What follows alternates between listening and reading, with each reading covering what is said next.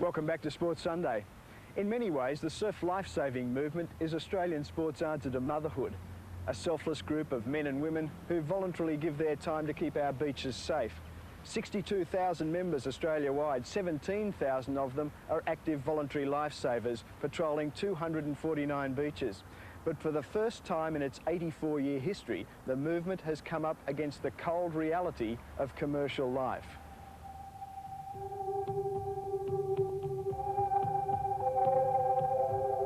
It's shaping up as the biggest fight on the beaches since Winston Churchill and the battle for Britain.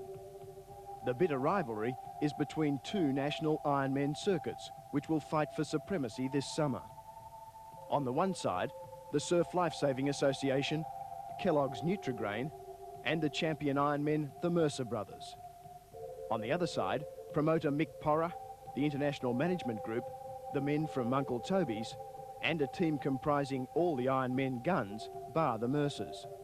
In a move reminiscent of World Series cricket, the Uncle Toby's Ironman Super Series was announced this week, following a breakdown in negotiations between the two sides. As so often happens in communication breakdowns, each side has a different version of the dealings. IMG in the first instance came to Kellogg and put what we believe to be a rather cheeky offer to us, and that is, would we like to buy our own event as such. And we said, well, look, we hear what you've got to say. There are some interesting comments that have been made on the table today. The first thing that you have to do is to approach Surf Lifesaving with the same offer. The basic objection was that no money was going back into the clubs. They were in effect trying to disassociate themselves from Surf Lifesaving Association. We went to see Surf Lifesaving. We offered the whole thing to them, lock, stock and barrel, offered it to their incumbent sponsor. We wanted to do extra things for Surf Lifesaving, including demonstrations on television. We wanted to send the Ironmen out to the schools, offer more money to the clubs, all those sort of things, and it was knocked back. The guys have a commitment to their clubs, but also have a commitment to the sport. They want to see the sport of surf lifesaving develop, and as a result, we were forced into going and doing it on our own. At this stage, it seems the warring parties could scarcely be further apart. I have some fairly strong feelings on this, and I quite understand people looking for a few extra dollars. That's all right.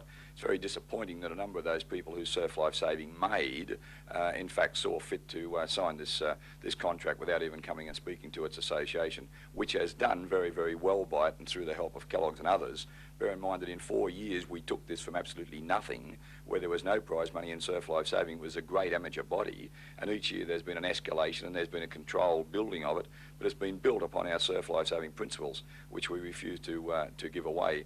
As a package, our proposal was the greatest thing that could have ever happened to surf lifesaving. You know, 20 to 25 hours of live television coverage, sending these stars out to the schools to do demonstrations, on air telling people how to join surf clubs, all this sort of thing, more money to the clubs, etc. We were stunned when it was knocked back. All I can say, I guess, is just an opinion that I think it's amateur officialdom at its worst again. Perhaps the greatest irony to arise from the dispute to date is the position of former Ironman champion Grant Kenny. Ironman food. To most Australians, Grant Kenny is the epitome of the Ironman.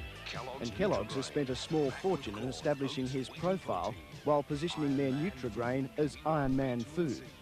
Ironman food with iron. Now, Grant Kenny is the spokesman for the breakaway Uncle Toby's Ironman Super Series.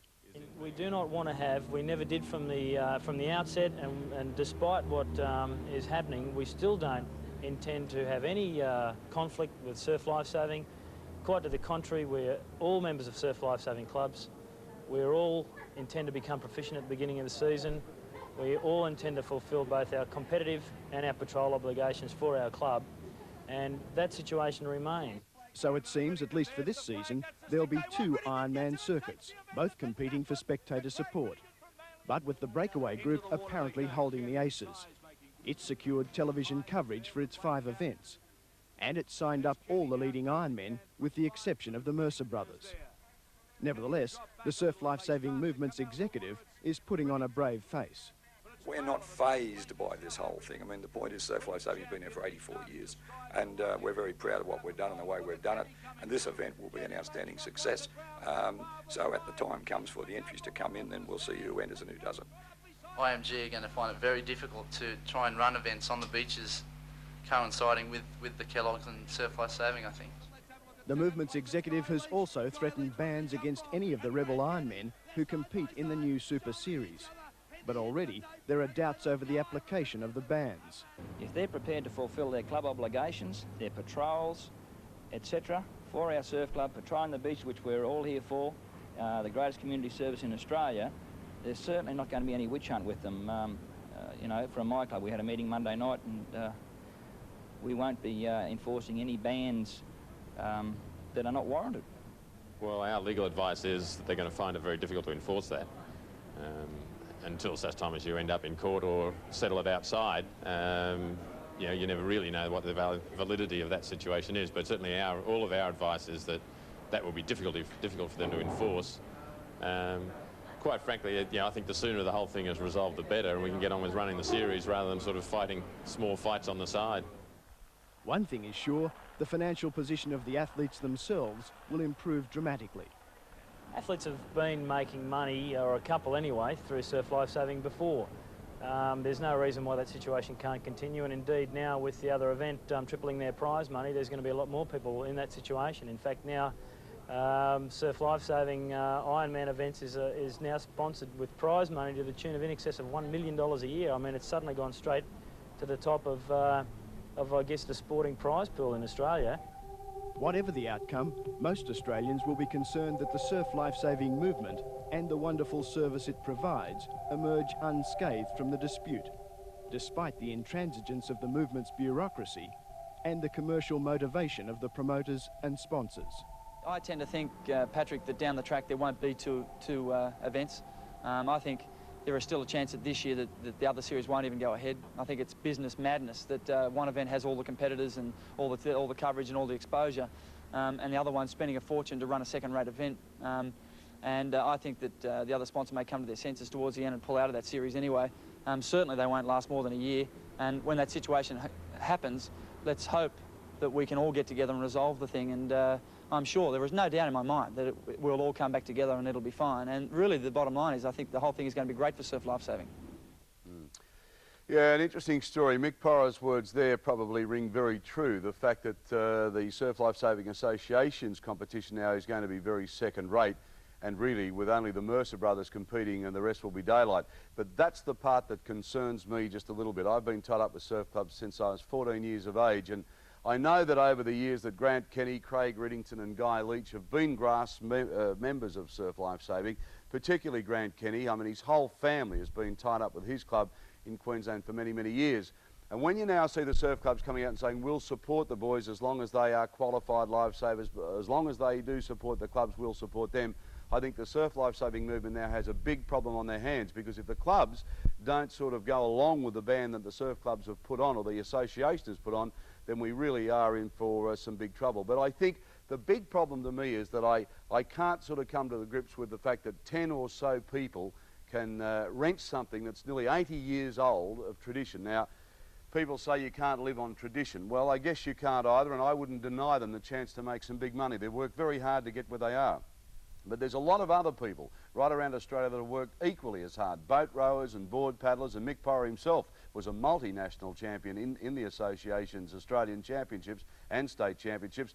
And those people are feeling a little cheated now. They feel that they've put all of that time and all of that effort into surf lifesaving to see the rewards go to a handful of people. Now, that may be a negative comment from the Ironman's point of view.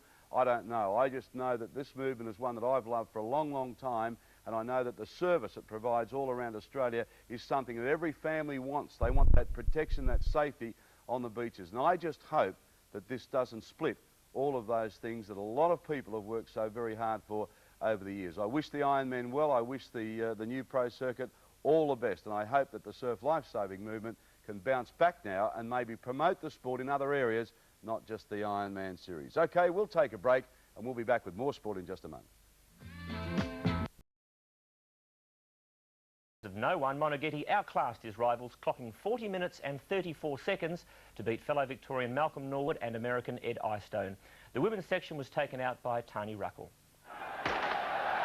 They're off in the 1989 Sunday. Way back, as the pavement was flooded by feet, there were still many waiting just to start. Steve Monaghetti went out hard to put the pressure right on American Ed Eyestone and Britain's Olympic medalist Mike McLeod. At Heartbreak Hill, the tactic paid off. And Steve Monaghetti is just getting a break from Ed Eyestone, so the next kilometre is going to set this race up. Monaghetti's next challenge was just as tough, to beat Rob De Castella's race record of 40 minutes and 8 seconds set in 1981. But into a strong headwind, that super time lasted yet another year, with Monaghetti clocking 40 minutes and 34 seconds. And today he wins his second city to surf. I thought just coming around the bend, I think Ed suddenly realised, uh-oh, this is Heartbreak Hill, and I felt him just drop a little bit, and I realised then I had a chance if I kept the pressure on to make a bit of a break there. Sydney's Tani Ruckle was the first woman home. I've always dreamed about winning the City to Surf, and it's as good as it was in my dreams. No 6 from 38 through yet, I'm sorry.